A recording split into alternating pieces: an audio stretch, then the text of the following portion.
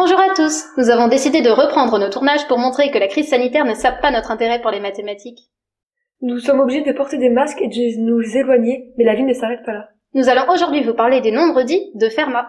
Léa et Ainhoa ont déjà eu l'occasion de nous parler de ce mathématicien à travers leur vidéo L'énigme de Fermat. Rappelons juste que Pierre de Fermat était un magistrat du XVIIe siècle qui pratiquait les mathématiques en amateur, mais un amateur très doué, puisqu'il a beaucoup apporté à cette discipline.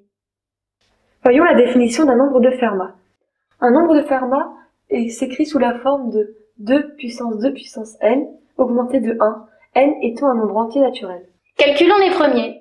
F0 est égal à 2 puissance 2 puissance 0 plus 1, qui est égal à 2 puissance 1 plus 1, qui est égal à 2 plus 1, qui est égal à 3. F1 est égal à 2 puissance 2 puissance 1 plus 1, qui est égal à 2 puissance 2 plus 1, qui est égal à 4 plus 1, qui est égal à 5. F2 est égal à 2 puissance 2 puissance 2 plus 1, qui est égal à 2 puissance 4 plus 1, qui est égal à 16 plus 1, qui est égal à 17. Dans les années 1650, Fermat énonce une nouvelle conjecture. Tous ces nombres seraient premiers, ce qui est le cas pour 3, 5 et 17, mais aussi pour F3 qui est égal à 257 et F4 qui est égal à 65 537.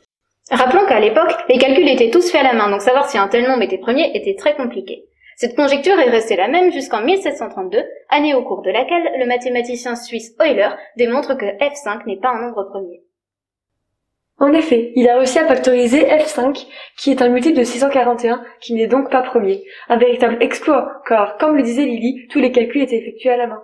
Depuis, grâce aux ordinateurs, d'autres nombres de Fermat ont été factorisés et finalement, il semblerait que seuls les 5 premiers soient premiers, mais ce qui reste encore une conjecture. Mais alors Lily, les nombres de Fermat servent-ils à quelque chose ? Eh bien oui, outre leurs propriétés mathématiques intéressantes, le génial Carl Gauss a réussi à les relier avec un autre célèbre problème, qui était de savoir quels étaient les polygones réguliers constructibles avec une règle et un compas. Le rapport ne semble pas évident. Gauss a démontré qu'un polygone est constructible si la forme factorisée de son nombre de côtés ne contient que des 2 et des nombres de Fermat différents.